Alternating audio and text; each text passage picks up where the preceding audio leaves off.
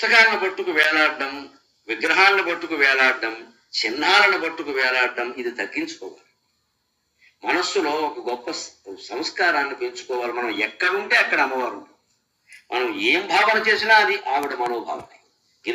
గిరిజ మతికి పార్వతీదేవి మన మనస్సు అయినప్పుడు, మన మనస్సులో భావాలన్నీ ఆవిడవే అన్నప్పుడు అసలు కర్మశాలోచనలు రానే రావు. వస్తే వెంటనే మనం ఏమనుకుంటాం, మనస్సు అమ్మవారు అన్నారు ఇలాంటి ఆలోచన మనం మీద దిద్దుకుంటాం కదా, అదే ఆవిడకి కావాలి.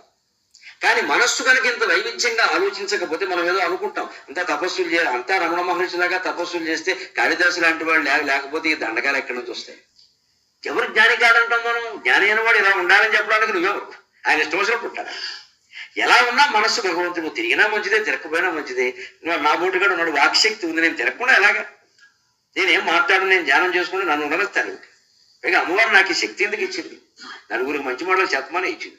నేను చెప్పాలి, తిరగాలి. అందుకే నాకు విదేశాలు రాకూడదు. విదేశాలు రాకూడదు ఏమో సన్యాసులకి, పీఠాధిపతులకి, పండితులకు కాదు. అందులో దాన్ని పాటించక్క లేదు. అజ్ఞానం అన్ని చోట్ల ఉంది, చెప్పాలి మనం. విదేశాల్లో అజ్ఞానం లేదేమిటి? చెప్పాలి, మన బాధ్యత. భగవంతుడు ఎందుకు ఇచ్చాడు?